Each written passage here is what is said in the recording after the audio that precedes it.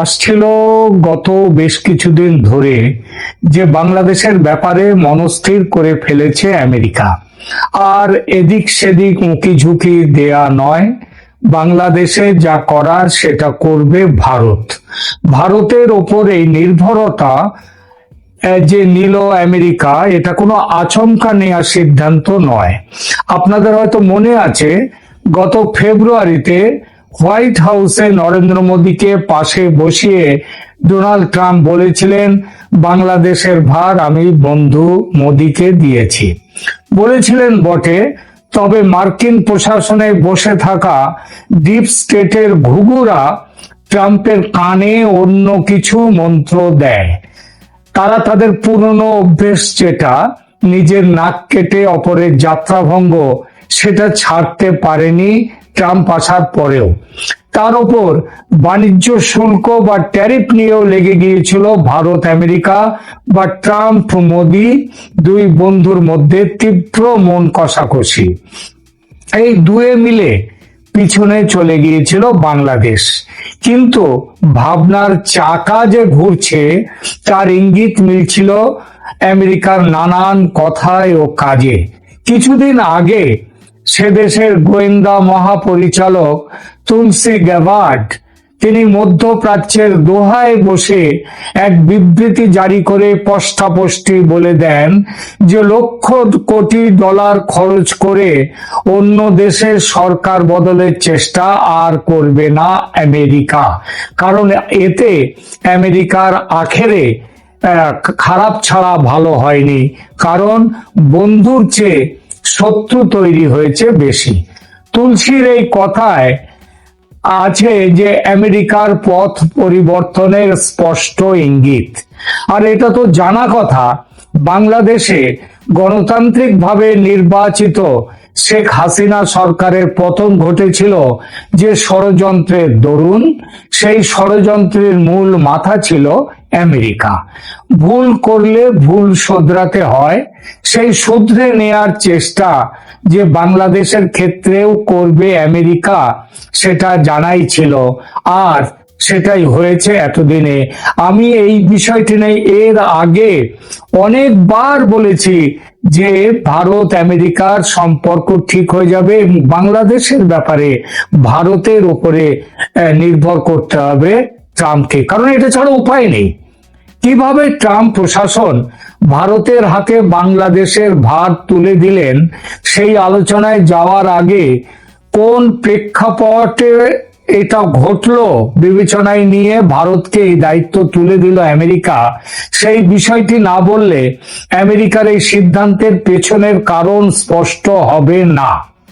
দেখুন, Donald Trump দ্বিতীয় মেয়াদে প্রেসিডেন্ট হিসেবে নির্বাচিত হওয়ার পর থেকেই দক্ষিণ এশিয়ার মার্কিন নীতিতে বড় ধরনের পরিবর্তন আনতে শুরু করেছিলেন।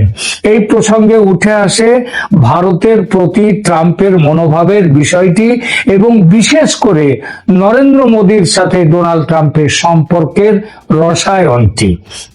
রাজনীতিতে ব্যক্তিগত বন্ধুত্ব বা বৈরিতার সম্পর্ক বড় কিছু অর্থ বহন করে না, এটা যেমন ঠিক, তেমনি ব্যক্তিগত স্তরের সম্পর্ক যে একেবারে মূল্যহীন তাও নয়।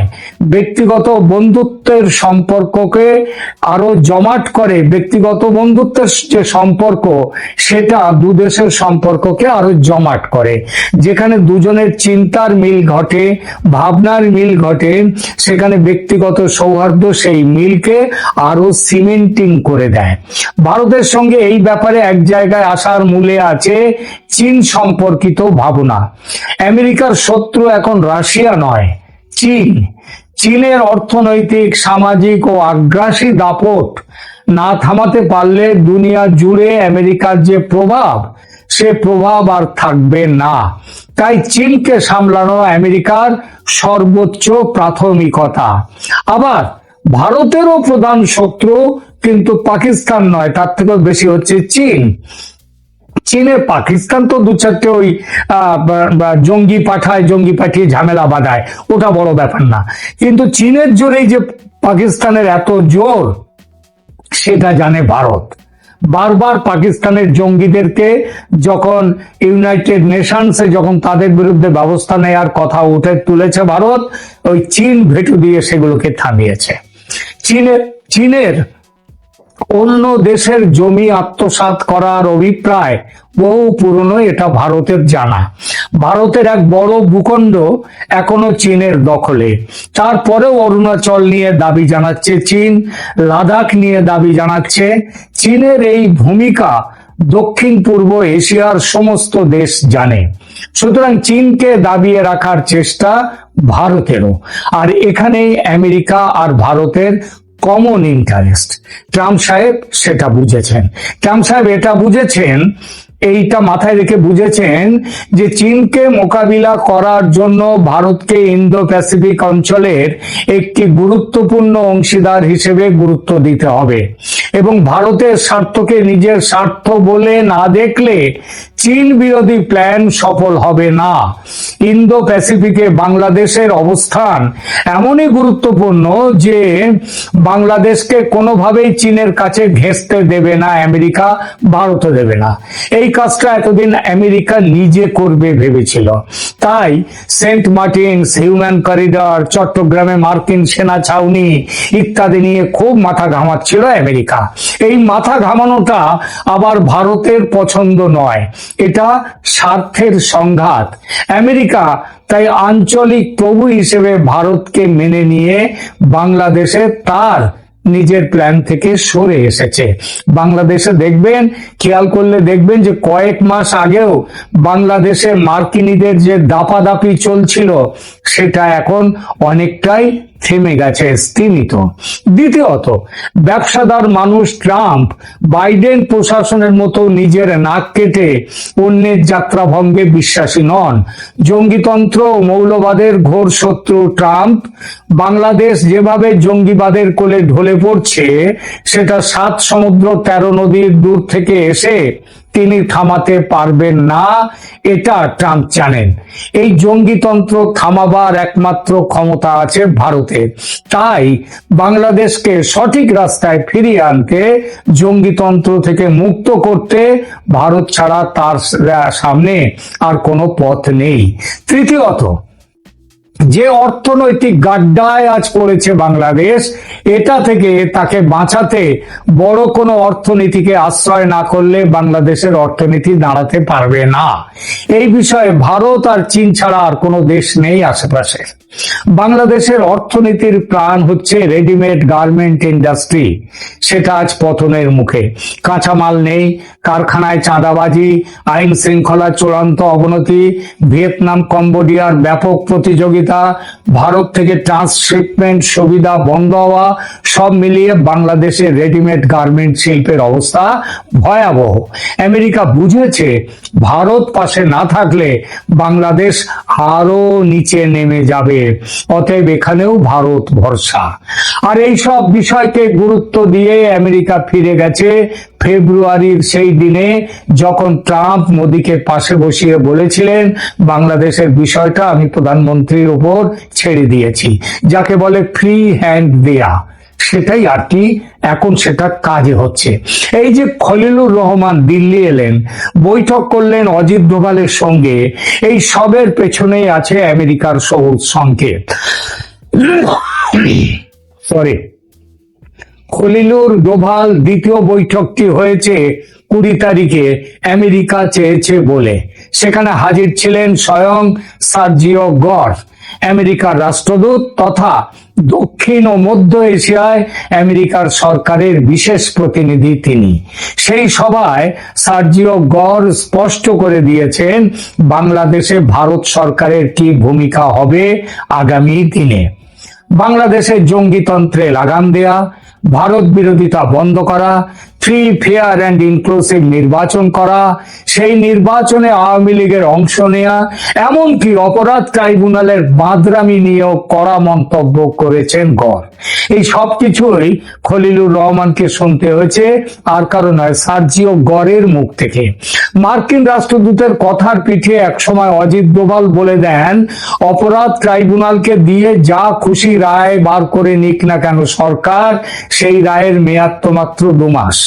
তারপর শেখ হাসিনার আওয়ামী লীগ সরকার এসে অপরাধ ট্রাইব্যুনালকে তার শাস্তির আদেশ সমেত আস্থা করে ফেলে দেবে।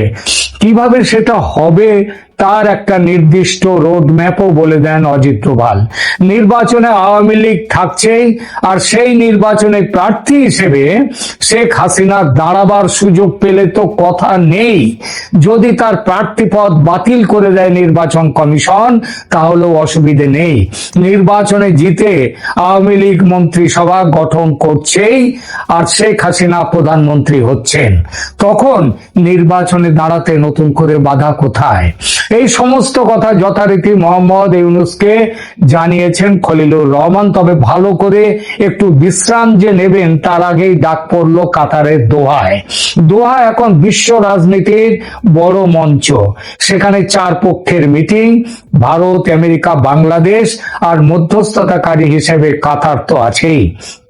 সেখানে আর এক প্রশ্ন জানিয়ে দেওয়া হলো খলিলুর রহমানকে, ভারত এখন তোমাদের গার্জিয়ান, ভারতের কথা মতো চলবে, আর না চললে ভারত যে ব্যবস্থা নেবে, সার্জিক্যাল স্ট্রাইক হোক কিংবা সরাসরি যুদ্ধ হোক, আমেরিকা ভারতের পাশে, ভারতের সঙ্গে থাকবে। এবার বলি এই প্রসঙ্গের সবচেয়ে চমকদার বিষয়টি। খলিলুর রহমানকে বলে দেওয়া হয়েছে শেখ হাসিনা প্রধানমন্ত্রীত্ব থেকে পদত্যাগ করেননি বলছেন।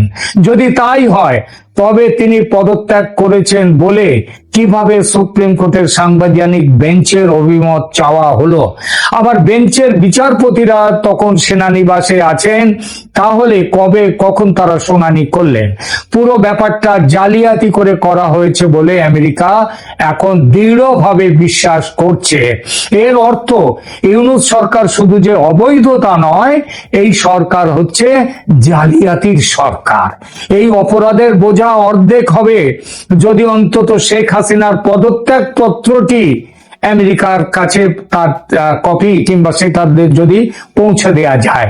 আর যদি সেটা না করা যায় তাহলে সম্ভাবনা আছে শেখ হাসিনাকে প্রধানমন্ত্রী হিসেবে ফিরিয়ে আনা, তার হাতে সসম্মানে ক্ষমতা ফিরিয়ে দেয়া, তারপর একটি ফ্রি, ফেয়ার অ্যান্ড ইনক্লুসিভ নির্বাচনের ব্যবস্থা করা।